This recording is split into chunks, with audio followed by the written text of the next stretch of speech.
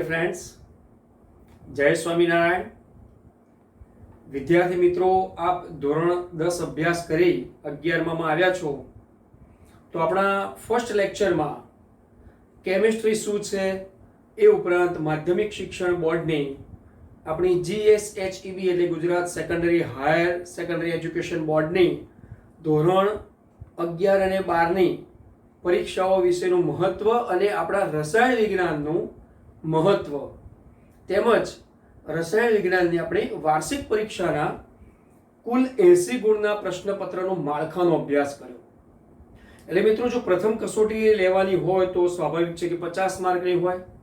દ્વિતીય કસોટી લેવાની થાય જાન્યુઆરી મહિનામાં જનરલી ગોઠવાતી હોય તો એ 50 માર્કની હોય। પરંતુ કોઈ પણ પરીક્ષા, પરંતુ વાર્ષિક પરીક્ષામાં સંપૂર્ણ અભ્યાસક્રમ હોવાના કારણે ગત લેક્ચરમાં તમને 80 માર્કના કુલ 14 પ્રકરણના રસાયણ વિજ્ઞાનનું મહત્વ અભ્યાસની દ્રષ્ટિએ, શાખાની દ્રષ્ટિએ અને ગુણભારની દ્રષ્ટિએ સમજાવ્યું। તો મિત્રો, જે અભ્યાસની દ્રષ્ટિએ જે આપને કુલ 14 પ્રકરણનું આપણું રસાયણ વિજ્ઞાનનું જે માળખું સમજાવ્યું છે, તો યાદ કરો, યુનિટ નંબર 1 કયા પ્રકરણો હતા મિત્રો? 1 થી 3 સ્વાભાવિક અને 14 માર્કનું વેટેજ છે। તો સ્વાભાવિક 14 માર્કના વેટેજમાં તમે બે ચેપ્ટર ભણી ગયા। પ્રથમ પ્રકરણ રસાયણ વિજ્ઞાનની પાયાની સંકલ્પનાઓ અને પરમાણુય બંધારણ। મિત્રો, બંનેમાં ન્યુમેરિકલ્સનો ભરપૂર સમાવેશ છે। એટલે કોમ્પિટિટિવ એક્ઝામ ગુજકેટ હોય, ઝી હોય કે નીટ હોય, પરંતુ એમાં તમે ન્યુમેરિકલ્સને કંઈક ને કંઈક અંશે વધારે તમને દેખાશે। એટલે સ્વાભાવિક બોર્ડની દ્રષ્ટિએ પણ પ્રકરણ નંબર 1 અને 2 નું જે મહત્વ છે એ 14 માર્કમાં વિશેષ રહ્યું છે। તો સ્વાભાવિક અમારી દ્રષ્ટિએ, વિષય શિક્ષકની દ્રષ્ટિએ એવું કહી શકાય કે એકમ નંબર 3 આપણે અત્યારે 2 એકમની ચર્ચા કરી, પ્રથમ અને દ્વિતીય, રાસાયણિક વિજ્ઞાનની પાયાની સંકલ્પના અને પરમાણુય બંધારણ। તો 14 માર્કમાં જો એ બંનેને આપણે સ્વાભાવિક રીતે કદાચ 5-5 માર્કની વહેંચણી કરીએ તો હવે કેટલા રહેશે? 4 માર્ક।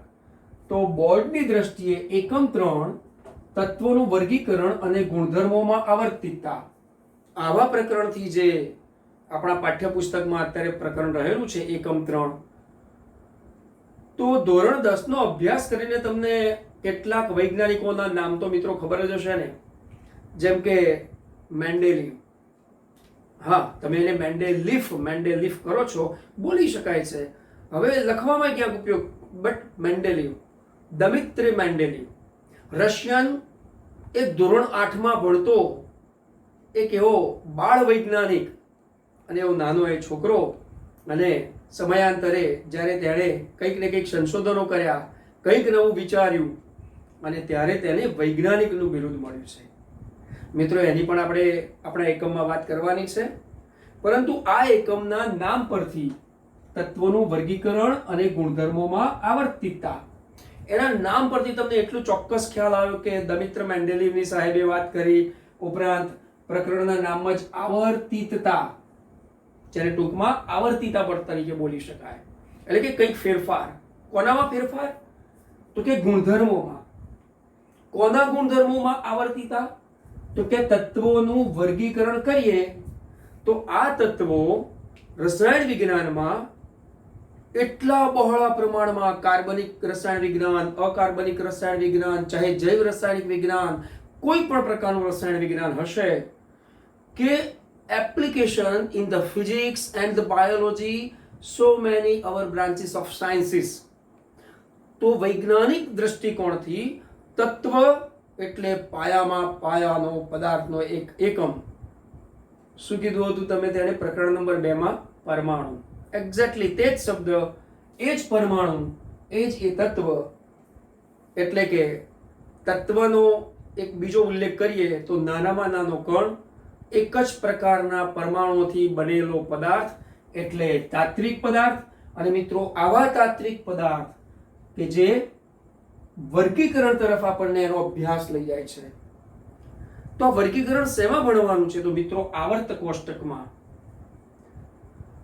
પરંતુ તમે ધોરણ 10 સુધી આવા આવર્ત કોષ્ટક તેમજ મેન્ડેલિવનું આવર્ત કોષ્ટક કે જે કેટલાક ખાના ખાલી બતાવતું હતું, તેમણે એવી આગાહી કરી કે હવે પછી શોધાનારા તત્વો લગભગ આની બાજુમાં, આની નીચે, ડાબી બાજુ, જમણી બાજુ, ઉપર કે નીચે આ રીતે જ ગોઠવાશે. વાય? કારણ કે રૂઢિગત ચોક્કસ અભ્યાસ હતો. તો મિત્રો, આપણા આ લેક્ચર્સમાં એનો રૂઢિગત અભ્યાસ કરીએ તે પહેલા બહુ જ જરૂરી હું તમને વાત સમજાવવા માંગુ છું. because of at the content point you are a first time connected to me.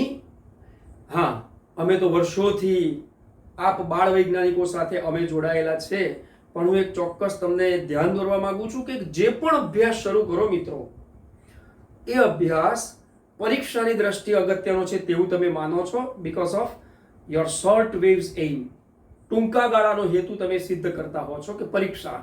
પરંતુ મિત્રો, સ્વાભાવિક હેતુલક્ષી પ્રમાણે, એટલે કે સામાન્ય જીવનમાં અથવા તો તમે જ્યારે ભાવિ નાગરિક છો ત્યારે સમાજમાં તમે જે વિષય ભણો છો, તમે જે બ્રાન્ચમાં અભ્યાસ કરો છો, અથવા તો એ બ્રાન્ચમાંના કેટલાક સબ્જેક્ટ વાઇઝ તમે એના ટોપિક્સ કે એના યુનિટ્સનો અભ્યાસ કરો છો, તો ક્યાં ઉપયોગી છે, તો આવા ઉપયોગો તમારે સમજવા જરૂરી છે.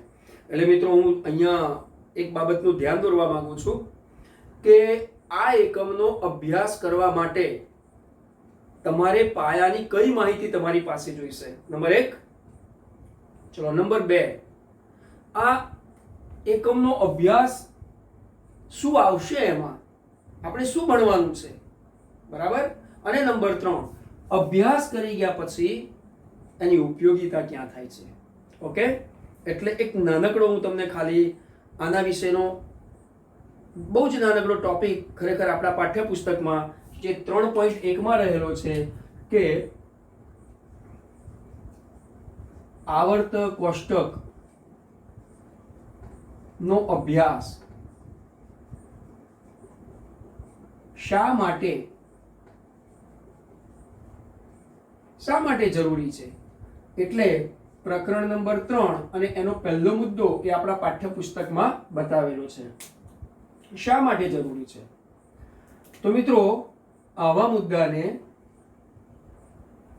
આવર્ત કોષ્ટકનો અભ્યાસ શા માટે, હું તો એની અંદર થોડોક વધારે પાયામાં આવીને પ્રાસ્તાવિકતા કરવા માંગુ છું. મિત્રો જોજો, એક નાનકડો ફ્લો ચાર્ટ. તમે મારી સાથે અભ્યાસ કરશો એટલે તમને એમ લાગશે કે સાહેબ તમારી એક પેટર્ન છે, ફ્લો ચાર્ટ. યસ, કારણ અતિ ટૂંકમાં ગહન અભ્યાસ, પાયાનો અભ્યાસ, મધ્યમ અભ્યાસ કે ઉચ્ચ અભ્યાસ, આ તમામનું જો વર્ગીકૃત માહિતીથી ભણીએ તો બહુ સરળતાથી વિદ્યાર્થી મિત્રોને યાદ રહેતું હોય છે. હવે આમાં કયો અભ્યાસ છે? જો આવર્ત કોષ્ટકના પાયાના અભ્યાસ માટે પહેલા તો આપણે આવર્ત કોષ્ટકનો અભ્યાસ કરવો છે, તો આ અભ્યાસ માટે જરૂરી પાયાનું જ્ઞાન શું છે, બરાબર. તો આવા અભ્યાસ માટે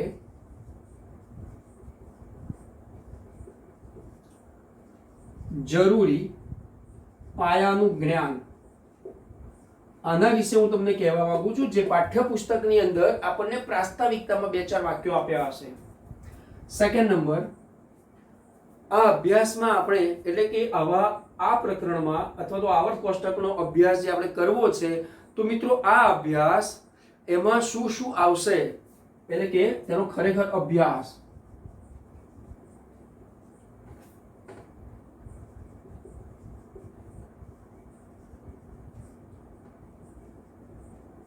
અભ્યાસમાંના જરૂરી મુદ્દા. અને ત્રીજું છે કે જો તમારી પાસે પાયાનું જ્ઞાન આવી ગયું આનો અભ્યાસ કરવા માટે, એ પાયાના જ્ઞાનથી જો તમે આનો અભ્યાસ કરો છો, તો આ અભ્યાસ કર્યા પછી, પાયાના જ્ઞાન થકી આનો અભ્યાસ કર્યા પછી આપણે રસાયણ વિજ્ઞાનમાં કે ચાહે ક્યાંય પણ મિત્રો, તો આપણે એની ઉપયોગિતા અથવા તો એનું મહત્વ શું છે, તો અભ્યાસનું મહત્વ કે પછી તેની આપણે ઉપયોગિતા કહીએ. એટલે મિત્રો આટલા મુદ્દા હું તમને સમજાવવા માંગુ છું. તો સૌપ્રથમ તો આના માટે જરૂરી આપણી પાસે શું બાબતો અને શું વસ્તુ વિગત હોવી જોઈએ. તો ચલો, અભ્યાસ માટે જરૂરી પાયાનું જ્ઞાન. પરમાણુય બંધારણ એટલે કે પરમાણુ વિશેનો ખ્યાલ, તમારી પાસે હોવો જોઈએ. ઓકે, ત્યારબાદ આવા પરમાણુઓના બંધારણ વિશેનો અને તેમની ઇલેક્ટ્રોન રચના વિશેનો, એટલે હું ટૂંકમાં લખું છું પણ ઇલેક્ટ્રોન રચનાનો ખ્યાલ હોવો જોઈએ. ત્યારબાદ આવી ઇલેક્ટ્રોન રચના તમે લખો છો તો તમે ભણી ગયા છો પ્રકરણ નંબર 2 માં 1s 2p 3d 4f. સાહેબ તમે તો 1s પછી સીધા જ ઉડાડી માર્યા, 2 નંબરમાં p માં પણ 3 નંબરના d માં, પણ બાકીના બધા ક્યાં ગયા? તો મિત્રો મેં તમને ઉર્જાક્રમ કીધો છે. s કક્ષક એક કક્ષાથી ભરાય. ઓકે, તો આનો મતલબ s p d f નો ખ્યાલ હોવો જોઈએ. આ SPDF નો ઉર્જાક્રમ હું મિત્રો લાલ પેનથી બતાવવા માંગુ છું. જોજો 1s 2p 3d and 4f. તો આ પ્રમાણે 1s 2p 3d 4f આ જે લાલ કલરથી લખ્યા તે તેમના ન્યૂનતમ ઉર્જાક્રમ છે કે s કક્ષક 1 થી ભરાશે, p કક્ષક છે એ 2 નંબરની કક્ષાથી ભરાશે. એ આનો ન્યૂનતમ ઉર્જાક્રમ છે. સ્વાભાવિક છે ને? તો આ રીતે આનો પણ થોડો ખ્યાલ હોવો જોઈએ અને પછી તેમાં ઇલેક્ટ્રોન ભરાવાનો ખ્યાલ જે તમે પ્રકરણ નંબર 2 માં અભ્યાસ કરી ગયા. ત્યારબાદ આવી કક્ષકોથી આ જે પરમાણુઓ, તો પરમાણ્વીય કક્ષકોનો તમને ખ્યાલ હોવો જોઈએ કે પરમાણ્વીય કક્ષકોનું જે રૈખિક સંગઠન થશે. કયો અભ્યાસ? તો હજુ આવનારા પ્રકરણની અંદર આપણે ભણવાનું છે પ્રકરણ 4 માં linear combination of atomic orbit. A orbit અને ઓર્બિટલ્સ એટલે કે કક્ષા અને કક્ષકો, એટલે મિત્રો પરમાણ્વીય જે પણ કણ છે, પરમાણુના આ જે નાના નાના કણો છે એમાં રહેલા, એ તમામ વિશેનો અભ્યાસ હોવો જોઈએ. તો જ તમે ઇલેક્ટ્રોન રચનાનો અભ્યાસ કરી શક્યા છો ને. કારણ કે પરમાણુના કેન્દ્રમાં તો કોણ છે? પ્રોટોન છે, ન્યુટ્રોન છે, ત્યારબાદ ગ્રેવિટોન, પછી મેસોન, પછી એમાં તો કપ્પા મેસોન ને ચાય મેસોન ને ઉપપરમાણ્વીય કણો, ઘણો બધો તમે અભ્યાસ કરી ગયા. પણ મિત્રો આવર્ત કોષ્ટકના પાયાનો જો અભ્યાસ કરવો હોય તો તમે પ્રકરણ નંબર 2 માં જે જરૂરી કેટલીક બાબતોનો અભ્યાસ કર્યો છે તે અને ધોરણ 10 સુધીના જરૂરી અભ્યાસનો તમારી પાસે ખ્યાલ હોવો જોઈએ. એટલે અહીંયા ફરી પાછો હું ટાંકું છું કે જેમ કક્ષા અને કક્ષક, તો કક્ષા અને કક્ષકના અભ્યાસની જરૂરી માહિતી હોવી જોઈએ. આ તમારી પાસે માહિતી હોવી જોઈએ. સો ડિયર ફ્રેન્ડ્સ, તમારી પાસે આટલા મુદ્દાની જો તલસ્પર્શી માહિતી હશે, તમારી પાસે પાક્કો ખ્યાલ હશે, કોન્સેપ્ટ તમારી પાસે ક્લિયર હશે. છે ને, કોન્સેપ્ટ શબ્દ આવે ને એક સાહેબના મોઢે, કેમ? કારણ કે basic concept of the chemistry પ્રકરણ નંબર 1 રસાયણ વિજ્ઞાનની પાયાની સંકલ્પના. તો કોન્સેપ્ટ કહેતા સંકલ્પના. તમારી પાસે સંકલ્પના જરૂરી હોવી જોઈએ. હવે આ જરૂરી આ કલ્પનાઓ છે તમારી પાસે, તો આપણે આ અભ્યાસમાં જે જરૂરી મુદ્દા છે તે ખરેખર તો જો પહેલો જ મુદ્દો છે ને 3.1. એટલે મિત્રો આપણે છેક 3.7 નંબરના મુદ્દા સુધી આનો અભ્યાસ કરવાનો છે. એટલે હું તમને બતાવી દઉં. ખરેખર તો જો તમને એમ લાગે કે સાહેબ ખરેખર આમાં મુદ્દા, તો જો આપણી પાસે અત્યારે પાઠ્યપુસ્તક છે આ ધોરણ 11 નું તમારી પાસે હવે મોજૂદ છે. એટલે તમને કંઈ કવર પેજને બતાવવાની જરૂર નથી. પરંતુ પ્રકરણ નંબર 13 માં જુઓ, પ્રકરણ નંબર 3, એ પ્રકરણ નંબર 3 નો 13 માં પાછો પ્રકરણ નંબર 13 પાર્ટ બી માં પાછો ઉપયોગ થશે. એ બધું હું અહીંયા લગભગ જનરલી બધું કહેવાનું છું. પણ આવું જે પ્રકરણ છે ને, એ આપણા પાર્ટ 1 માં 70 નંબરના પાનાથી સ્ટાર્ટ થાય છે. અને આ તમામ માહિતીનો ગહન અભ્યાસ તમારી પાસે હોય કે ગુરુજનો પાસે હોય ત્યારે તમને ટૂંકમાં બધી જ વસ્તુ વિગત સમજાવી શકે છે. એટલે અહીંયાથી તમે શરૂ કરશો તો 3.1 નંબરનો જે મુદ્દો છે ત્યાંથી માંડી અને આપણા આ પાઠ્યપુસ્તકમાં આપણે કેટલા મુદ્દાઓનો અભ્યાસ કરવો જરૂરી છે, તો 3.7 નંબરનો જે મુદ્દો છે ઓક્સિડેશન અવસ્થાઓ ઉપરાંત પ્રતિક્રિયાત્મકતા, વલણ, આ તમામે તમામ વસ્તુઓની જે જરૂરી માહિતી છે તે જુઓ મિત્રો. સ્વાધ્યાય, આ સ્વાધ્યાયના પાનાથી આગળનું જે પાનું છે એ 91 નંબરનું પાનું આટલે આવશે, જેમાં 3.7 નંબરની અંદર પાછો પેટા 3 નંબરનો મુદ્દો છે. એટલે હમણાં મેં કીધું ને 3.7, તો એ રીતે તમારે અભ્યાસમાંના જરૂરી મુદ્દા, એમાં પહેલો મુદ્દો તમારી સામે છે કે આવર્ત કોષ્ટકનો અભ્યાસ શા માટે જરૂરી છે. તો ત્યાંથી લઈને એટલે કે 3.1 થી લઈને 3.7 નંબરના મુદ્દા સુધી ભણવાનું છે. તમને એમ થશે સાહેબ તમે તો ખાલી મુદ્દા નંબર લખી દીધા, મારામાં શું જાણવાનું. તો મિત્રો દરેક વખતે તમે જોજો હવે 3.1 થી માંડી અને જે મહત્વના મુદ્દા આવશે, જેમ કે જો મહત્વનો મુદ્દો આવ્યો ને તો નાયક સાહેબે તમને ફ્લો ચાર્ટ બનાવી આપ્યો કે આવા અભ્યાસને શા માટે જરૂરી છે. તો અભ્યાસ માટે શું જરૂરી છે, અભ્યાસ શું છે અને એ અભ્યાસ કર્યા પછી એનું મહત્વ શું છે, ઉપયોગિતા ક્યાં કરવાની છે. માટે આ રીતે દરેક મુદ્દો જે મેઇન મુદ્દો આવશે એને આપણે આ રીતે ચર્ચા પર લઈશું.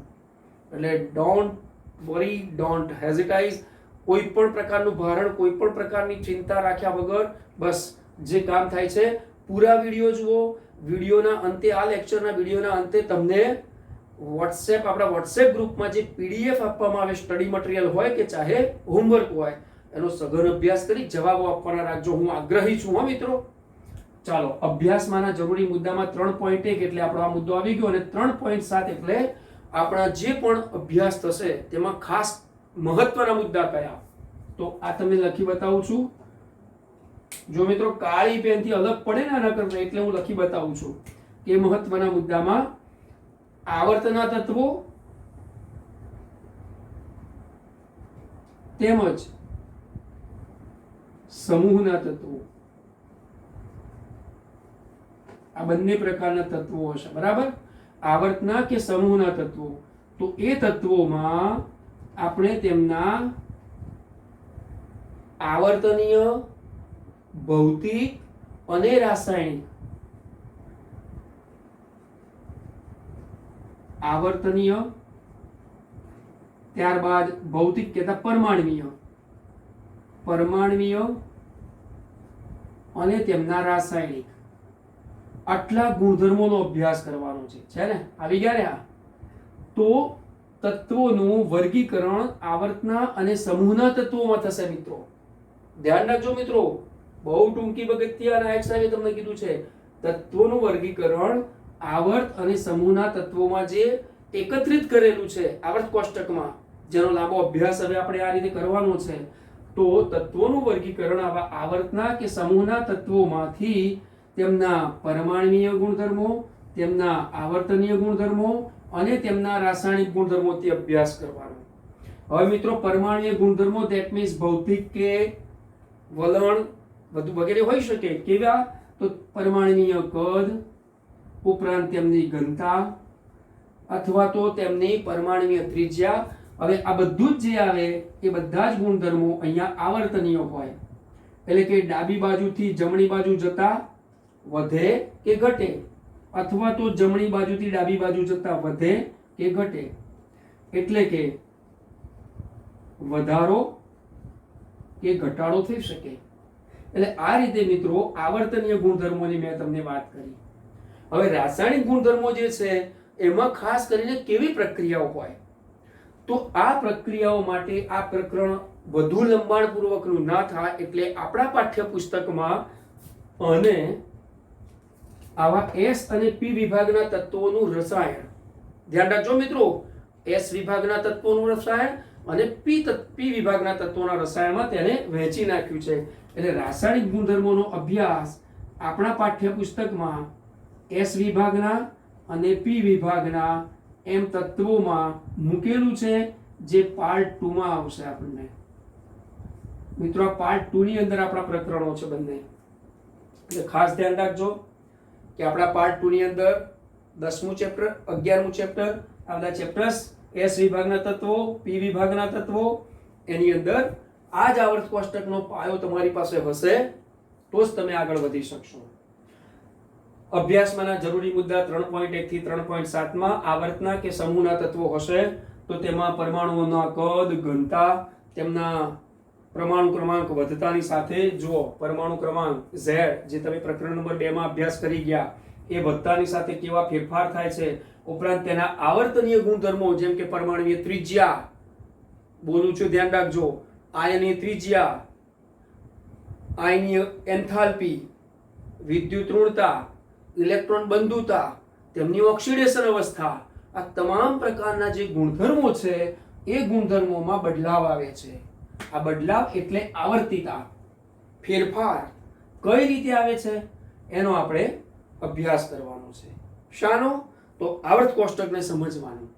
અને એ આવર્ત કોષ્ટક બહુ વર્ષો પહેલાથી 1800ની સાલથી માંડી અને અત્યારે આપણે જેમ 2020 એટલે કે 21મી સદીમાં જઈ રહ્યા છે, એ 21મી સદીમાં જીવી રહ્યા છે, તો આટલા વર્ષોમાં 1800 થી માંડી છે 1937 સુધીનો આપણે ઇતિહાસ ભણવાનો છે. એ આના પછીના મુદ્દામાં. ચાલો, આ અભ્યાસનું મહત્વ અને ઉપયોગિતા શું છે, આ અભ્યાસ કરશો તો મિત્રો તમને આની ઉપરથી કઈ કઈ બાબતો મળી શકશે. સો ડિયર ફ્રેન્ડ્સ, તમે તમામ, ભલે ચાહે તમે આપણા જિલ્લાના હોય, આપણી શાળાના, કે પછી તમામ ગુજરાત રાજ્યના આખા વિદ્યાર્થી મિત્રો હશો, પણ આમાંથી સમજવાનું શું છે, આ પ્રકરણના અભ્યાસની ખરેખર પાયાની વસ્તુ વિગત શું છે. સો ડિયર ફ્રેન્ડ્સ, આ અભ્યાસનું મહત્વ ખૂબ મોટામાં મોટું પ્રકરણ નંબર 2 માં જ રહેલું છે કે તમે ઇલેક્ટ્રોન રચના, એ ઇલેક્ટ્રોન રચનાનો ખરેખર ગહન અભ્યાસ કરી શકશો. ઇલેક્ટ્રોન રચના નો ગહન અભ્યાસ, અને તે પરથી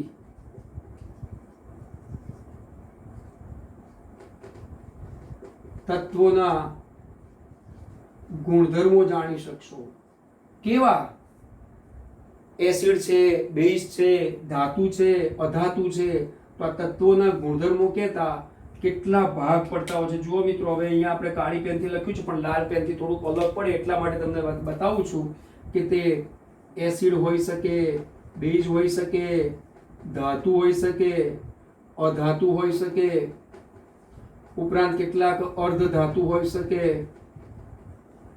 બરાબર? આ તમામ પ્રકારના ગુણધર્મોનો આવી ઇલેક્ટ્રોન રચનાને કારણે, કારણ કે ઇલેક્ટ્રોન ગુમાવે એટલે સ્વાભાવિક છે કે ધનવીજ ભારિત બને, ધનવીજ ભારિત આયન બને, અને ઇલેક્ટ્રોન મેળવે એટલે ઋણવીજ ભારિત આયન બને. એટલે કે આવા ધન બનનારા એટલે કે ધાતુ આયન, અને કેટલાક ઋણ બનનારા એટલે કે અધાતુ આયન. એટલે કે ધાતુ અને અધાતુ, તો ધાતુની કેટલીક રાસાયણિક પ્રક્રિયાઓ કેટલાક તત્વોથી શું થાય? દાખલા તરીકે સોડિયમ ધાતુ લઈએ અને તેની ઓક્સિજન સાથેની પ્રક્રિયા કરીએ, અથવા તો તેની હાઇડ્રોજન સાથેની પ્રક્રિયા કરીએ. ચલો, સોડિયમ ધાતુની જ દાખલા તરીકે આપણે કોઈ અન્ય એવા બીજા ધાતુ સાથે પ્રક્રિયા, સાહેબ ધાતુની ધાતુ સાથે, યસ એક્ઝેક્ટલી, ધાતુની ધાતુ સાથેની પ્રક્રિયા પણ થઈ શકે છે. એ ઉપરાંત આવા ધાતુની દાખલા તરીકે આપણે એવા અધાતુ ક્લોરીન સાથે પ્રક્રિયા કરો તો જુઓ આપણું ટેબલ સોલ્ટ, જેને કહેવાય આપણે મીઠું, ખાવાનું મીઠું, NaCl, સોડિયમ ક્લોરાઇડ. તો આવા કેટલાય ઉપયોગો, આવા ઇલેક્ટ્રોન મેળવવા, ગુમાવવા, એસિડ, બેઝ, ક્ષાર, તેમજ ધાતુ, અધાતુ, અર્ધધાતુમાં તમે સમજી શકશો અને સમજીને તેનો ઉપયોગ કરી શકશો. ઉપરાંત મિત્રો, આ જે પણ મહત્વની ઉપયોગિતા અહીંયા સમાયેલી છે, આ આધુનિક આવર્ત કોષ્ટકનો અભ્યાસ કર્યા પછી તમે તેના રાસાયણિક ગુણધર્મો થકી તેમના ગલન બિંદુ, તેમના ઉત્કલન બિંદુ, તેમની કદ, ઘનતા વગેરેનો અભ્યાસ કરી શકાય. હવે તમને થશે કે સાહેબ કદ અને ઘનતાનો તો અભ્યાસ કર્યો, પણ એનો ઉપયોગ ક્યાં? તો મિત્રો, જુદા જુદા કદના પરમાણુ જ્યારે ભેગા કરવાના હોય તો સ્વાભાવિક છે કે દાખલા તરીકે તમને એક આ પરમાણુ આપી દીધો કે આ ઋણ પરમાણુ છે, કોઈ ઋણ આયન છે, એની સાથે એવો જ બીજો ઋણ આયન આવ્યો, ચાલો, એની સાથે એવો જ ત્રીજો ઋણ આયન, ચાલો, છે. તો આનો મતલબ એ થયો કે હવે આવડા જ કદનો બીજો એવો ઋણ આયન કે ધન આયન આટલી જગ્યામાં સમાવી શકાશે નહીં. કેટલી જગ્યામાં? કે જ્યાં આગળ હું તમને લાલ કલરથી એનું પોલાણ બતાવું છું. આ પોલાણ કહેતા જગ્યા, આ જગ્યા દેખાય છે મિત્રો, આ જગ્યા. હવે એને હું અહીંયાથી આમ એરો પણ મારું તો આ જગ્યામાં નાનામાં નાના કદનો જ આવો કોઈક અન્ય કણ પ્રસ્થાપિત થઈ શકશે. હવે આવો જ્યારે નાનો કણ પ્રસ્થાપિત થાય તો સ્વાભાવિક છે કે ઇલેક્ટ્રોન ગુમાયો હોય, તમે સમજી શકો છો, પરમાણુ બંધારણ ભણી ગયા, ઇલેક્ટ્રોન ગુમાયો હોય તો પરમાણુ કદ નાનું થયું હોય, તો દાખલા કે સોડિયમ હોય, એ સોડિયમમાંથી એ પોતે આ સોડિયમ હોય તો એમાંથી સોડિયમ પ્લસ આવો બન્યો હશે, અને આ પોતે Cl જે હતો, દાખલા તરીકે એમ કહીએ કે આ Cl હતો, પરંતુ એમાંથી ઇલેક્ટ્રોન મેળવી આ Cl થી પોતે Cl માઇનસ બન્યો હોય તો તમને ખબર પડી ગઈ. હજુ તો પહેલું જ લેક્ચર છે આનું, આપણા ચેપ્ટરનો બેઝિક, અને એમાં જ ખબર પડી ગઈ કે હા સાહેબ આનું તો મહત્વ જબરજસ્ત છે. અને મિત્રો આ જ મહત્વના કારણે કોઈ પણ ઘન પદાર્થ હશે, એ ચાહે આણ્વીય ઘન પદાર્થ હશે કે આવો આયનિક NaCl MgCl2 ZnS જેવો આયનીય ઘન પદાર્થ હશે, કે પછી ચાહે તે ધાત્વિક ઘન પદાર્થ હશે, દાખલા કે Fe નો પરમાણુ એટલે કે Fe નો ધાતુ, સોનું, ચાંદી, લોખંડ, તાંબુ વગેરે. એ ઉપરાંત જો કદાચ એ સહસંયોજક ઘન હશે, ઇલેક્ટ્રોનની ભાગીદારીથી બનતા, તો મિત્રો આવા કોઈ પણ પ્રકારના જે પણ ક્યાંય ને ક્યાંય કણોનું બંધન છે, કોઈ અન્ય પરમાણુ વચ્ચે લાગતા આકર્ષણ બળ છે, એના વિશેનો તમે અભ્યાસ કરી શકશો. અને મિત્રો આ પ્રકરણના અભ્યાસ પછી, ભલે અત્યારે ફર્સ્ટ લેક્ચર છે પણ આ અભ્યાસ પછી પ્રકરણ નંબર 4 રાસાયણિક બંધન અને આણ્વીય રચના, એની અંદર આ તમામ પ્રકારનો અભ્યાસ જરૂરી બનશે. તમને એમ લાગશે કે સાહેબ આવર્ત કોષ્ટકના સમૂહો અને આવર્તના તત્વોના લક્ષણો વળી ક્યાં કામ લાગવાના? પણ મિત્રો, this is the basic chapter and the basic concept of all of chemistry, ના કહેતા all of science. વિજ્ઞાનની કોઈ શાખા બાકી નહીં હોય કે જ્યાં તત્વ નહીં હોય. મિત્રો, સમગ્ર પૃથ્વી પર ક્યાંય એવું ક્યાંય શક્ય નહીં બને કે જ્યાં તાત્વિક પદાર્થ એટલે કે એક જ પ્રકારના પરમાણુથી બનેલો પદાર્થ એટલે કે જ્યાં પરમાણુની રચના ના હોય. અને મિત્રો, સમગ્ર બ્રહ્માંડમાં ક્યાંય એવું શક્ય નહીં હોય કે એ પરમાણુની બાબતમાં હશે તો ઇલેક્ટ્રોનની બાબતમાં તમે સમજૂતી નહીં આપી શકો. મિત્રો, ઇલેક્ટ્રોન એટલે નાનામાં નાનો, નરી આંખે ન દેખાય તેવો, એટલે કે ઇલેક્ટ્રોન માઇક્રોસ્કોપથી જેને જોવો પડે તેવો કણ. અને સમગ્ર બ્રહ્માંડની અંદર કોઈ પણ સજીવ નિર્જીવ પદાર્થની ચર્ચા કરતા હોઈએ, અભ્યાસ કરતા હોઈએ, એટલે તેમાં ઇલેક્ટ્રોનિક અભ્યાસ ખૂબ પાયાનો, ખૂબ જરૂરી બનતો હોય છે. એક માથાનો પાતળો વાળ તોડેલો હોય ને તો પણ એની અંદર DNA ટેસ્ટ કરવો હોય કે માથાનો વાળ કોનો છે અને કઈ રીતે છે, તો એ માથાના પાતળા વાળમાં પણ રહેલા કેટલાય રાસાયણિક એવા તત્વો કે જેની ઓળખ આ રાસાયણિક રીતે થઈ શકતી હોય છે. એટલે મિત્રો, ત્યાં આગળ આ તમામ પ્રકારના પરમાણ્વીય બંધારણોનો અભ્યાસ થશે.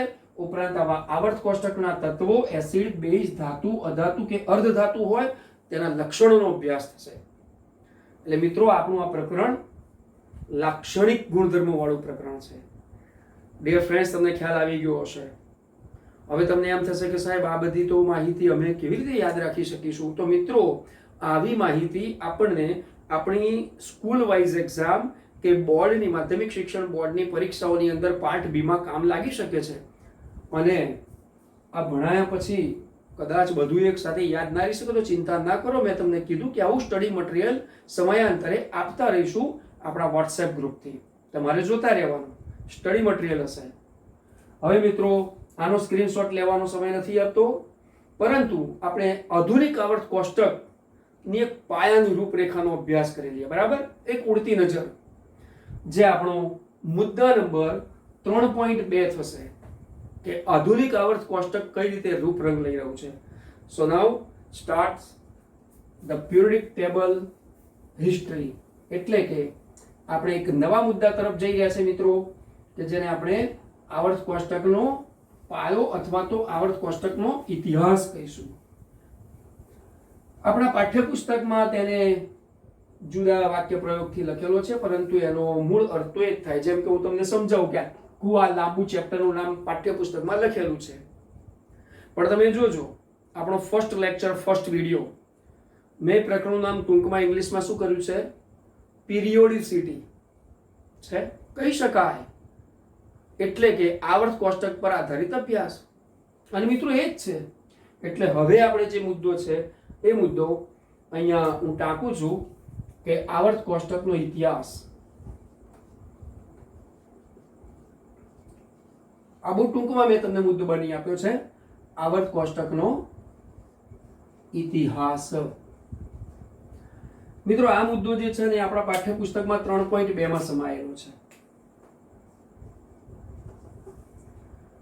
હવે આની પણ ટૂંકી રૂપરેખા આપીએ, કારણ કે તમે ધોરણ 10 થી ભણતા આવ્યા છો. આના વિશે કદાચ આપણે 11માં MCQ નો તો કંઈ અવકાશ નથી, પરંતુ હેતુલક્ષી પ્રશ્નો વાર્ષિક પરીક્ષામાં 16 માર્કના 16 પ્રશ્નો પૂછાતા હોય છે, બરાબર.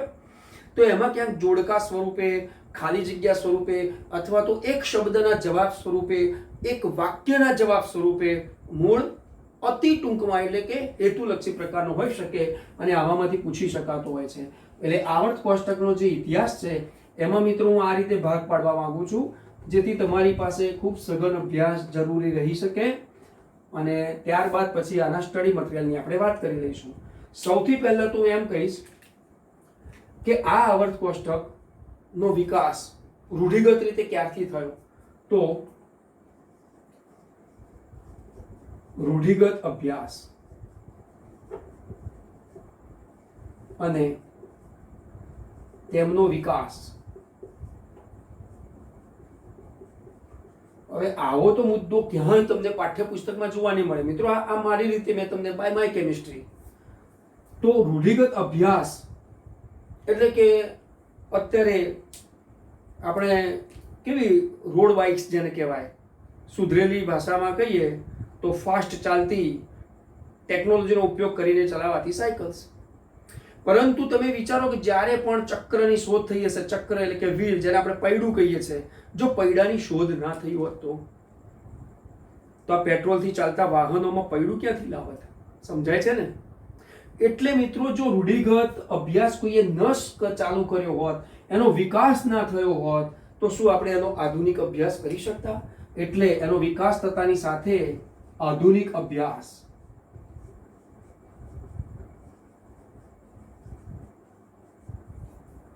અને આ ખૂબ જરૂરી છે મિત્રો. ચાલો હવે રૂઢિગત અભ્યાસની આપણે શરૂઆત કરીએ. તો સૌથી પહેલા આપણે 1800ની સાલ હમણાં હું જે બોલ્યો હતો ને એ પ્રમાણે અહીંયા હું અત્યારે બહુ જ ઓછી વાત કરવાનો છું, કારણ કે આખા પ્રકરણની અહીંથી શરૂઆત થઈ જશે એટલે આગળ અભ્યાસ ચાલુ કરવાનો છે. એટલે આ બધા પછી રૂઢિગત રહેશે, કારણ કે રૂઢિગતતાનો અભ્યાસ કરી જ્યારે આધુનિકતામાં આગળ વધીએ તો ટેકનોલોજી આગળ ને આગળ વધતી જાય છે. પણ મેં કીધું ને કે પૈડાની શોધ થઈ તો પૈડું ન ભૂલવું જોઈએ, બલ્બની શોધ થઈ તો બલ્બને ન ભૂલવો જોઈએ. એવી રીતે ધારો કે સ્લેટ અને પેન, લઈ પાટી પેન ભણવા ગયો, બરાબર, તો એ સ્લેટ અને પેન, નોટ અને પેન્સિલ, એવી રીતે વ્હાઇટ બોર્ડ અને માર્કર, અને હવે તો home learning, virtual class, smart class, કારણ કે તમે સ્માર્ટ વિદ્યાર્થીઓ છો. એટલે ટૂંક સમયમાં જ જે સરકારશ્રીએ હોમ લર્નિંગથી ચાલુ કર્યું છે એના માટે પણ તમે ચોક્કસ સમય ફાળવશો એવી મને આશા છે. ચાલો રૂઢિગત અભ્યાસ અને તેમનો વિકાસની આપણે વાત કરીએ. તો સૌથી પહેલા હું અહીંયા એક સાલ લખવા માંગુ છું અને એવા વૈજ્ઞાનિકનું નામ લખવા માંગુ છું જેઓ જર્મન વૈજ્ઞાનિક હતા. મિત્રો જર્મન વૈજ્ઞાનિક, એમનું નામ હતું જોન ડોબરેનર. જોન ડોબરેનર. ઓકે, આમણે જે તે વર્ષોમાં જે તે અભ્યાસ કર્યો ને એ મિત્રો 1800 થી માંડી અને 1829 ની વાત કરી. 1800 થી 1829 આપણે પહેલા બધા વૈજ્ઞાનિકો લખીએ, પછી એમનો અભ્યાસ લખીશું. ત્યારબાદ બીજા નંબરે જે મોખરે આવે છે તે ફ્રાન્સના વૈજ્ઞાનિક હતા મિત્રો. ફ્રાન્સ વૈજ્ઞાનિક. અહીંયા હવે હું આમ કૌંસ કરું ને એમ સમજવાનું કે તે ક્યાંના વૈજ્ઞાનિક છે, અને આ નીચેનો કૌંસ કરું એટલે સમજવાનું કે તેમણે જે તે સાલમાં અભ્યાસ કર્યો. પછી આપણે તેમનો અભ્યાસ કરીએ છીએ. જોન ડોબરેનરના અભ્યાસ પછી તરત જ AEB આવું આખું નામ છે, પણ આપણે ટૂંકમાં AEB કાનકોર્ટોઇસ, આ કાનકોર્ટોઇસ, બરાબર. અને એમણે જે અભ્યાસ કર્યો તે 1862 ની અંદર તેમણે કંઈક વાત કરી છે. શું વાત કરી છે? આપણે વાત કરીએ છીએ હમણાં. ત્યારબાદ જે વૈજ્ઞાનિક આવી ગયા તે એલેક્ઝાન્ડર ન્યુલેન્ડ, અંગ્રેજ હતા, એટલે પોતે અંગ્રેજ વૈજ્ઞાનિક, અને તેમનું ફૂલ નેમ છે એલેક્ઝાન્ડર ન્યુલેન્ડ. હું અહીંયા માત્ર ન્યુલેન્ડ લખું છું, ખૂબ મોખરે આમનું નામ રહી ગયું છે, ન્યુલેન્ડ. અને તેઓએ અષ્ટકનો નિયમ આપ્યો. તમે ધોરણ 10 માં ભણીને આવેલા છો, પરમાણ્વીય બંધારણના પુરાવામાં પણ ભણીને આવેલા છો. તેમણે 1865 થી જે પણ વાત કરી છે તે આપણે વાત કરવાની છે. ત્યારબાદ પછી જે વૈજ્ઞાનિક આવ્યા છે તે મિત્રો આજે 1865 માં આપણે તો વાત કરી ને, પણ એ દરમિયાનમાં આ 2 સાલમાં 1862 થી 1865 માં એ બધી વાત ચાલતી જ હતી. અને એવામાં મેન્ડેલીવ, પેલા ધોરણ 8 માં ભણતો રશિયાની મહાશાળાનો એક બાળ વૈજ્ઞાનિક એવા મેન્ડેલીવ, એ મેન્ડેલીવ પણ બોલીએ છે પરંતુ હકીકતમાં દમિત્રી મેન્ડેલીવ. અને તેમની જે સાલ છે એ 1834 થી માંડી અને 1907 સુધીમાં જે ચર્ચા થઈ છે એ દરમિયાનમાં મિત્રો એક બીજું નામ લખવા માંગુ છું. આ એક નામ છે, એમની સાથે એને સહકાર આપ્યો. અને અહીંયા હજુ પણ એક વૈજ્ઞાનિક છે એમને સહકાર આપ્યો, તો આની સાથે હું લખું છું લોથર મેયર. લોથર મેયર. હમણે પણ આ મેન્ડેલીવ રશિયન વૈજ્ઞાનિક હતા, આ રશિયન વૈજ્ઞાનિક છે. અને લોથર મેયરે એમની સાથે તેમને સહકાર્યકર્તા તરીકે આ જ સાલમાં 1830 થી માંડી અને 1895 સુધી એમણે સહકાર આપ્યો છે. 1830 થી 1895 સુધી સહકાર. મિત્રો આ સાલથી હું તમને બધી ચર્ચા કરીશ હમણાં. અને આ બધાનો સહકાર લઈ આધુનિકમાં આધુનિક જો અભ્યાસ કર્યો હોય તો એવા એક મિત્રો વૈજ્ઞાનિક હતા હેનરી મોસેલ. હેનરી મોસેલ. આ વૈજ્ઞાનિક મિત્રો 1913 માં, આ 1900 ની સાલ આવે 1901, 1902, 1999, તમારામાંથી બેઠેલા વિદ્યાર્થીઓ ધોરણ 11 ના કોઈ 1999 ના, કોઈ 2000 ની સાલના. મિત્રો આ એન્જિન 1968 નું ખખડધજ અત્યારે કામ કરી રહ્યું છે. તો 1968 માય બોર્ન, પરંતુ એવા 1913 માં છે ને તમારા ગુરુજનો જે 1965, 67, 68 એમ કરતા કરતા જે એ જ સદીમાં 1913 માં, મિત્રો આ ચર્ચા એટલા માટે કરું છું કે તમને આધુનિકતાનો ખ્યાલ આવે કે જો આધુનિક તરફ જાય છે તો હેનરી મોસેલે 1913 માં અભ્યાસ કરી અને છેવટે પછી તેના દ્વાર ખુલ્યા આધુનિક અભ્યાસમાં. અને આ આધુનિક અભ્યાસ એટલે મિત્રો અહીંયા ખાલી કાળી પેનથી શબ્દ લખી રાખું છું, આ વાદળીના કારણે અલગ પડે એટલા માટે કે ઇલેક્ટ્રોન પર આધારિત, ઇલેક્ટ્રોન રચનાને આધારે અભ્યાસ કરવામાં આવ્યો છે મિત્રો. ચલો હવે બધાની થોડી થોડી નાની નાની ચર્ચા કરી લઈશું આપણે કે શું કહેવા માંગ્યું. જો મિત્રો આ જર્મન વૈજ્ઞાનિક હતા જ્હોન ડોબ્રેનર, એમણે ત્રિપુટીનો નિયમ આપ્યો છે. ત્રિપુટી નિયમ. હવે અહીંયા જ બતાવી દઈએ ત્રિપુટી નિયમ શું છે. તો ત્રિપુટી એટલે કોઈ 3. હવે 3 ની બાબતે વાત કરીએ તો એ વખતે જ્યારે પણ કેટલાય તત્વો શોધાયેલા હશે, પૃથ્વીના પોપડામાંથી જે તત્વો મળી આવેલા છે મિત્રો, એ પૃથ્વીનો પોપડો એટલે કયું હોય? એટમોસ્ફિયર, લિથોસ્ફિયર, હાઇડ્રોસ્ફિયર. પૃથ્વીના ગોળાની જ્યારે પણ ઉત્પત્તિ થઈ હશે ત્યારે મિત્રો તેનું તાપમાન ખૂબ ઊંચું હતું, કારણ તે કેન્દ્ર એટલે કે સૂર્યથી નજીકનો ગોળો હતો. પરંતુ એવા કેટલાય અવકાશીય બોથડ પદાર્થોની અત્યારે હાલ પણ અથડામણો ચાલુ હોય અને એ દરમિયાનમાં જે અથડામણ થઈ એના કારણે પૃથ્વીએ પોતાની ઓર્બિટ બદલી અને કેન્દ્રથી દૂર થતો ગયો અને પરિણામે તેનું તાપમાન નીચું ગયું. મિત્રો વાયુનું તાપમાન નીચું જાય તો એ શેમાં પરિવર્તિત થાય? આપો જવાબ. વાયુનું તાપમાન નીચું કરવામાં આવે તો પ્રવાહીમાં પરિવર્તિત થાય. એક્ઝેક્ટલી. તો વાયુઓનું જે આવરણ હતું, વાયુમંડળ, વાતાવરણ, એટમોસ્ફિયર, એમાંથી પ્રવાહીનું આવરણ બની ગયું એટલે કે હાઇડ્રોસ્ફિયર. હજુ પણ કેટલાય એવા વાયુઓ જે પ્રવાહી બન્યા હતા કે આવા પ્રવાહીનું તાપમાન થોડુંક નીચું આવ્યું તરત તેઓ ઘન બની ગયા. તો સ્વાભાવિક છે પાણીને તમે ફ્રીજમાં મૂકો તો ઠંડુ થાય, પણ ડીપ ફ્રીઝરમાં મૂકો તો તે ઘન બની જશે. 0 સેલ્સિયસ તાપમાન કે તેનાથી નીચું તાપમાન જાય એટલે આ પાણી ઘન થઈ જશે. તો આવી રીતે એક લિથો બનતા ગયા. લિથો કહેતા ઘન. એટલે પૃથ્વીના આવરણોમાં વાયુમંડળ કે વાતાવરણ વાયુનું આવરણ, જલાવરણ એટલે કે હાઇડ્રોસ્ફિયર, અને ઘનાવરણ કહેતા એટમોસ્ફિયર. આ તમામ આવરણોમાંથી જુદા જુદા જે પરમાણુઓ, જે તાત્વિક પદાર્થ મળી આવ્યા, એ તાત્વિક પદાર્થોમાંના એવા કેટલાય પદાર્થો કે જેને અભ્યાસમાં ક્યાંથી લેવો, ક્યાં ગોઠવવો, કોની સાથે પ્રક્રિયા કરવી, એટલે બહુ તકલીફ પડે મિત્રો. બજારમાં જાઓ અને તમારે જે ચોક્કસ વસ્તુ લેવી હોય તો બજારમાં કોઈ દુકાન ઉપર નામ લખે કે ના લખે, પણ એ શેની દુકાન છે ના લખ્યું હોય તો તમારે ધારો કે ક્રિકેટનું બેટ લેવું હોય અને ગમે તે દુકાનમાં જાઓ ને તમે એમ કહો કે બેટ શો ભાવ આપ્યું, તો કે શું બેટ? તો તમને એમ થશે હા પેલું ક્રિકેટ રમવાનું. તો કે ભાઈ અહીંયા તો ખાલી ચણા દાળ, મગની દાળ, તુવેરની દાળ, કઠોળ, ચોખા, ઘઉં વગેરે મળે છે. આનો મતલબ એ તો કરિયાણાની દુકાન થઈ.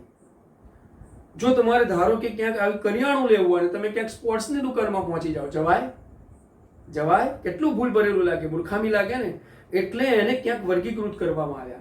દરેકે દરેક બાબતોને વર્ગીકૃત કરવામાં આવી, ક્યાંક ને ક્યાંક ગોઠવવામાં આવી. એટલે આવી રીતે સૌથી પહેલા આવા કેટલાય તત્વો હતા. તો મિત્રો આવા તત્વોને ગોઠવવા માટે સૌ પહેલા જ્હોન ડોબરેનરે 1800 થી 1829 માં જે વાત કરી એ હું તમને લખી બતાવું. દાખલા તરીકે કોઈ ચોક્કસ સમૂહો પાડ્યા તો લિથિયમ પણ હતો, સોડિયમ પણ હતો, પોટેશિયમ પણ હતો, પરંતુ તેમના પરમાણ્વીય દળ પ્રકરણ નંબર 2 માં ભણ્યા. દાખલા તરીકે આનું 7 ગ્રામ હતું, દાખલા તરીકે આનું 39 ગ્રામ હતું. પછી એવું નક્કી કરવામાં આવ્યું કે ચલો આ 1 આ 2 આ બંનેનો સરવાળો કરો, આ બંનેનો સરવાળો કરો. કરી લીધો મિત્રો? કેટલો થયો? 46. ચલો કેટલા લીધા છે? 1 અને આ 2. ચલો આ બંને પરમાણુઓ તો 46 ભાગ્યા 2 કરી નાખો. કેટલા થયા? કે 23. 23 નંબરનો જે હોય આ બંનેની વચ્ચે મૂકી દો. તો જુઓ મૂકી દીધો 23 નંબરને. પરંતુ આ અભ્યાસ પરમાણ્વીય દળને આધારે હતો. કેટલા ભેગા થયા? 1 2 અને આ 3 છે ને મિત્રો. એટલે આવા આ 1 2 અને 3 તત્વોથી ચોક્કસ એની ગોઠવણી થઈ કે કોઈ પણ બે પરમાણ્વીય દળનો સરવાળો કરી તેમને 2 વડે ભાગતા અથવા તો તેમનો અડધો પરમાણ્વીય દળ તે તેમની વચ્ચેના પરમાણુનું દળ સૂચવે છે. એટલે બંનેની વચ્ચે મૂકી દો. એ ચાહે પછી હરોળમાં હોય કે પછી સ્તંભમાં હોય. એટલે એ ત્રણની બાબતમાં જે હતું એને ત્રિપુટીનો નિયમ કીધો. પણ મિત્રો આવું ક્યાં સુધી આગળ ચાલે? એ બહુ તો કેલ્શિયમ સુધી આગળ ચાલ્યું. પછી દરેકમાં આ અભ્યાસ સાચો નહોતો ઠરતો. એટલે ત્યાંથી જ્હોન ડોબરેનર નો અભ્યાસ અટકી ગયો. તો ભાઈ દરેક વખતે એ સર્વસામાન્ય નથી. ત્યારબાદ પછી ફ્રાન્સના વૈજ્ઞાનિક કે જેઓ એઇદવિક કાન્કોર્ટોઇસ, એ કાન્કોર્ટોઇસનો અભ્યાસ જે છે એ કાન્કોર્ટોઇસનો અભ્યાસ છે બહુ સરસ સમજવા જેવો છે. જેમણે નળાકારનો અભ્યાસ આપ્યો છે. નળાકાર એટલે કોઈ ચોક્કસ નળાકાર હોય આને નળાકારનો અભ્યાસ કહેવાય. એટલે મિત્રો નળાકારના અભ્યાસમાં એમણે કીધું કે ભાઈ આવી રીતનો કોઈ નળાકાર હોય અને એમાં કઈ વસ્તુ ભરવાની હોય તો કે આ રીતે ગોઠવી દો. કેમ? તો ભારે વસ્તુ ક્યાં ગઈ? તો કે ચલો અહીંયા આવી 39.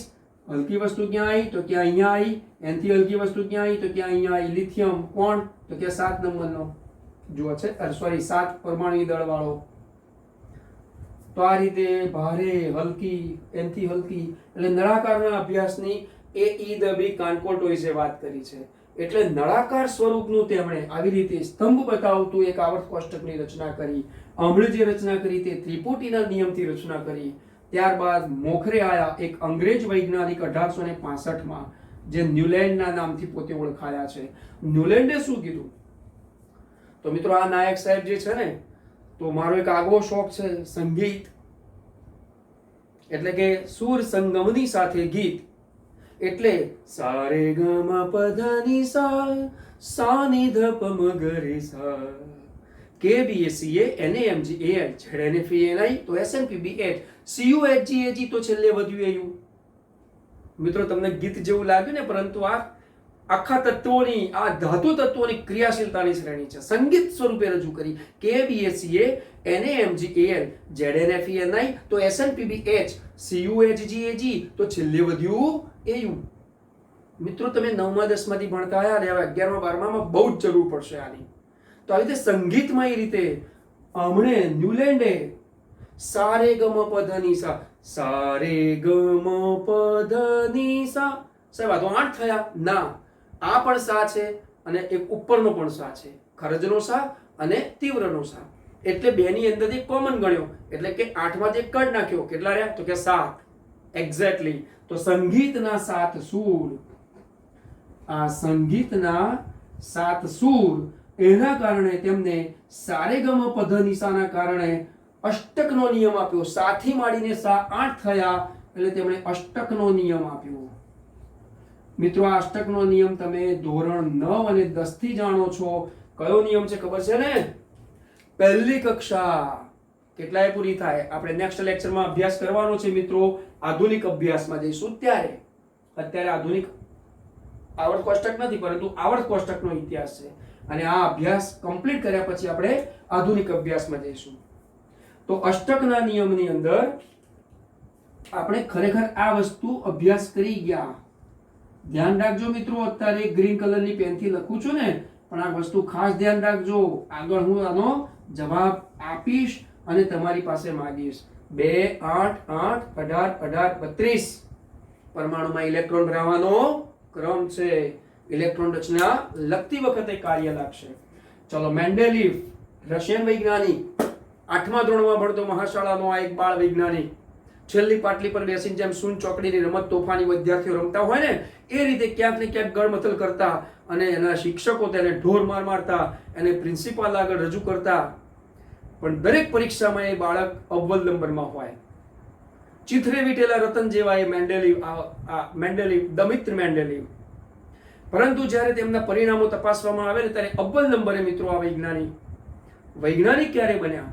8મા ધોરણ સુધીમાં તો તેમણે આવા કોષ્ટકો બનાવી અને રસાયણ વિજ્ઞાન જ્યારે રશિયામાં ભણતા હતા તો તે દરમિયાનમાં એમણે આવા કોષ્ટકોમાં કંઈક ને કંઈક ઉમેર્યું અને એમના રસાયણવિદ જે વખતે પ્રોફેસર્સ હતા એમણે જોયું તો એમ થયું કે આ વિદ્યાર્થીઓ તો કેટલું બધું સર્ચ કરે છે. પછી તેમને રિસર્ચ કરવા માટે આખી પ્રયોગશાળા આપી દીધી કે તું વિદ્યાર્થી નથી પણ અહીંનો એક શિક્ષક છું એમ કરીને તેમણે એમની મહાશાળા અને એમાં એમની પ્રયોગશાળા વાપરવા આપી. આ બાળ વૈજ્ઞાનિકે અથાગ પ્રયત્નો કર્યા, કંઈક નવા પ્રયોગો કર્યા અને તેમ કરીને આ મેન્ડેલીવ 1834 થી 1907માં, ખરેખર 1865 સુધી ન્યુલેન્ડ વૈજ્ઞાનિક હતા પણ આ બાળ વૈજ્ઞાનિકનો અભ્યાસ ચાલુ થયો. એમને સપોર્ટ કર્યો લોથર મેયરે 1830 થી 1895માં અને મેન્ડેલીવે આવા પરમાણુઓને પરમાણ્વીય દળના કારણે ત્રિપુટીના નિયમનો પણ ઉપયોગ કર્યો, નળાકારના અભ્યાસનો એઈદવી કોન્કોર્ડોઇસનો પણ ઉપયોગ કર્યો અને સંગીતના જે સૂરનો અષ્ટકનો નિયમ હતો 1 2 અને 3 નો ઉપયોગ થતો હોય તે પ્રમાણે મેન્ડેલીવે પોતાનો આવર્ત નિયમ આપ્યો કે કોઈ પણ તત્વો એટલે કે પરમાણુઓ તેમના પરમાણ્વીય દળને આધારે આવર્તનીય છે. કોણ આવર્તનીય છે? તો કે ગુણધર્મો, એટલે કે તેમનો આવર્ત નિયમ થઈ ગયો. કેવો આવર્ત નિયમ? તો કે રૂઢિગત આવર્ત નિયમ. જુઓ અત્યારે અભ્યાસ કોનો ચાલે છે? રૂઢિગત.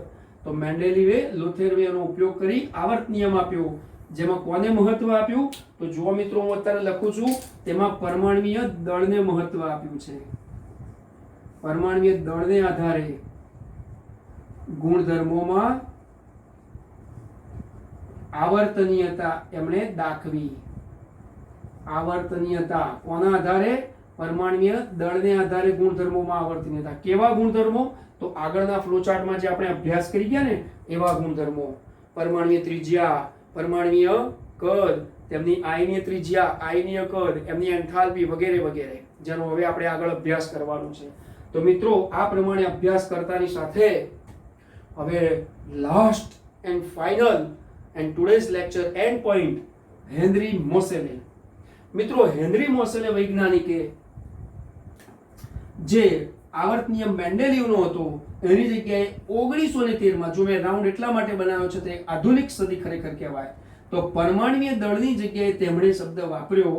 હવે લાલ કલરની પેનથી જ બતાવ્યું એમને પણ કે પરમાણ્વીય દળની જગ્યાએ તેમણે શબ્દ વાપર્યો પરમાણ્વીય ક્રમાંક. ઝેડ છે પરમાણ્વીય ક્રમાંક. કારણ કે લોથરમેયરે જે અભ્યાસ કર્યો, હવે જો મિત્રો અભ્યાસ બતાવું છું તેમને ગ્રીન કલરની પેનથી આ રાઉન્ડ કર્યો, એમનો અભ્યાસ છે લોથરમેયરનો. શું છે તો ખરેખર તો તેમણે પરમાણ્વીય ક્રમાંક અને આવા પરમાણુઓની જે આવૃત્તિ હતી, એટલે કે એમનું પાછું વર્ગમૂળ અંડરરૂટ વેરીઝેસ એટોમિક વેઇટ, આ એક અભ્યાસ કર્યો. જ્યારે હેનરી મોસ્લે અભ્યાસ કર્યો ત્યારે હું વાદળી કલરની પેનથી બતાવું છું. જો મિત્રો વાદળી કલરની પેનથી હેનરી મોસ્લેનો અભ્યાસ બતાવું તો એમણે શું કીધું કે આવી જે આવૃત્તિઓ છે તે કોના સમપ્રમાણમાં જાય છે તો કે ઝેડ. એટલે હેનરી મોસેલેની જો વાત કરીએ અને લોથરમેયરની વાત કરીએ તો એક નાનકડો ગ્રાફ બતાવવા માંગુ છું મિત્રો. ભલે આપણા લેક્ચરનો સમય થોડોક વધારે થતો હોય, પરંતુ આટલું રિમૂવ કરીને આ બંનેના તમને ગ્રાફ બતાવવા માંગુ એટલે તરત જ ખ્યાલ આવશે. સો લુક હિયર ડિયર ફ્રેન્ડ્સ, જો હું તમને કહું કે આ હેનરી મોસ્લે છે અને અહીંયા લોથરમેયરનું છે, તો દાખલા તરીકે હેનરી મોસ્લે અને આ લોથરમેયર, બરાબર, બહુ જરૂરી અભ્યાસ હું તમને કહું છું. હવે ધારો કે અહીંયા એટોમિક વેટ લીધું છે અને અહીંયા પરમાણ્વીય ક્રમાંક લીધો છે. ધારો કે અહીંયા આવૃત્તિનું વર્ગમૂળ લીધું છે. આવું પણ કરી શકો તમે અરસપરસ, બરાબર. આ આવૃત્તિ જેમ જેમ પરમાણુ ક્રમાંક વધે, જેમ જેમ અહીંયા પરમાણ્વીય દળ વધે, જેમ જેમ પરમાણ્વીય દળ વધે છે તો તેમની આવૃત્તિ કેવી છે તો એમને એમનો આલેખ આ રીતે મળ્યો. આવા ટપકા મળ્યા હતા. જેટલા પરમાણુઓ શોધાયા હતા ને આવર્ત કોષ્ટકમાં, કેવા તો તમે ધોરણ 10 માં ભણી ગયા, તમે 103 ખાનાનું. શરૂઆતમાં તો ઇતિહાસ એવો છે કે 1800 ની સાલમાં માત્ર 31 તત્વો હતા આમના વખતે. ત્યારબાદ આમના વખતે પછી 63 તત્વો થયા. ત્યારબાદ પછી 97 તત્વો થયા.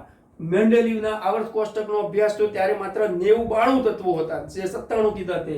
અને ત્યારબાદ હેનરી મોસ્લે અને બધાનો અભ્યાસ ચાલતો હતો ત્યારે તો લગભગ 102-103 ની આસપાસ અભ્યાસ થઈ ગયો. તો 103 તત્વોનું બનેલું આવર્ત કોષ્ટક અમારા વખતે મેં ભણતા. ત્યારબાદ પછી વળી પાછું 107 તત્વોનું થયું, 112 તત્વોનું થયું. મિત્રો અત્યારે તો તમે આપણા ન્યૂઝપેપર વાંચશો ને તો તમને ખબર પડશે કે 118 ને 121 તત્વો સુધી કંઈક ને કંઈક સાંશ્લેષિક રીતે શોધાયા ગયા છે. સો ડિયર ફ્રેન્ડ્સ, એટલે આવા જે પણ પરમાણુઓ છે એમનો જુઓ મિત્રો, એમનો જો ગ્રાફ દોરીએ ને તો આ રીતે તમને મળે, ઝિગઝેગ તમને મળશે. જુઓ આ બધાનું તમને મળશે તો આ રીતે તમને આનો ગ્રાફ મળશે. છે એ એકાંતરે તમે જુઓ તો ઝિગઝેગ જેવો એમનો ગ્રાફ છે. એટલે કે તેમની આવર્તનીયતામાં કોઈ સતત ફેરફારો નથી, અસતત વળી પાછા ઊંચે નીચે ચઢાવ ઉતાર છે. જ્યારે પરમાણ્વીય ક્રમાંક પ્રમાણે, આ પરમાણ્વીય ક્રમાંક પ્રમાણે જોવામાં આવ્યું અને એમની આવૃત્તિ નોંધવામાં આવી તો જેમ જેમ પરમાણ્વીય દળ તો કેવા હતા અહીંયા 7, 23, 39, પરંતુ પરમાણ્વીય ક્રમાંક મૂકવામાં આવ્યા 1, 2, 3, 4, 5, 6 એમ કરતા કરતા અને એમની આવૃત્તિનો અભ્યાસ કરવામાં આવ્યો તો આવો આલેખ મળતો ગયો છે. અને એને જ્યારે દોરવામાં આવે ત્યારે મિત્રો જુઓ તમે સરસડાટ એમ સીધી રેખાનો ચોક્કસ તમે ઢાળ પણ શોધી શકો. એટલે મિત્રો આધુનિકતાનો અભ્યાસ શરૂ થઈ ગયો. ક્યાં? સ્વાભાવિક. જો મિત્રો ખરેખર અહીંયા આપણે આ જે એરો માર્યો છે ને એ એરો અહીંયા આ રીતે આવશે. આ જે એરો છે ને મિત્રો આવો છે. જુઓ ખાસ ધ્યાન રાખજો, બંનેના આલેખો આપણે એકબીજામાં અહીંયા થઈ ગયા છે. મિત્રો ખાસ ધ્યાન રાખજો, આ હેનરી મોસ્લે પરમાણ્વીય ક્રમાંક પર આધારિત વાત કરી, જ્યારે લોથરમેયરે જે પણ એમનો અભ્યાસ હતો કોની સાથે રહીને તો મેન્ડેલિફ સાથે રહીને. એટલે આપણે એરો મારવામાં અહીંયા થોડીક ભૂલ થઈ ગઈ, અથવા તો એવું થઈ શકતું કે આ ગ્રાફને આપણે અહીંયા બતાવ્યો હોય તો વધારે અનુકૂળ જગ્યા રહે. પણ તમને ખ્યાલ આવી ગયો કે હેનરી મોસ્લે 1913 ની સાલે જે પણ અભ્યાસ શરૂ કરીને અને પૂરો કર્યો તે પરમાણ્વીય ક્રમાંકને આધારે તત્વોના ગુણધર્મોમાં આવર્તિતતા થાય છે. જ્યારે લોથરમેયર મેન્ડેલિવના સામૂહિક અભ્યાસમાં તેમના પરમાણ્વીય દળને તેમણે મહત્વ આપ્યું હતું અને તે ગ્રાફ અનઇવન હતો. સો ડિયર ફ્રેન્ડ્સ, આવી રીતે આ બધો જ મેં તમને આધુનિક આવર્ત કોષ્ટક તરફ લઈ જવાનો રૂઢિગત અભ્યાસ કીધો અને હવે જ્યારે આપણે આધુનિક અભ્યાસમાં જઈશું તો ત્યાં હવે આપણે માત્ર ને માત્ર તેમના ઘનતા, કદ વગેરે વગેરેનો અભ્યાસ આવશે. હવે મિત્રો જેટલો અભ્યાસ આ છે એ આપણા પાઠ્યપુસ્તકના શરૂઆતના 4 પાના સુધીનો અભ્યાસ છે. એટલે હું આશા રાખું છું કે નેક્સ્ટ લેક્ચર સુધી તમે ધોરણ 11 ના વિદ્યાર્થીઓ આ તમામે તમામ અભ્યાસને પાઠ્યપુસ્તકમાંથી તો તૈયાર કરશો જ, પણ જો તકલીફ પડે તો આ લેક્ચરની સાથે આપણા વોટ્સએપ ગ્રુપમાં સ્ટડી મટીરિયલની જે એક નાનકડી PDF મૂકીશું તેનો પણ અભ્યાસ કરશો અને તેના હોમવર્ક પણ જવાબ આપશો. ત્યાં સુધી wish you all the best.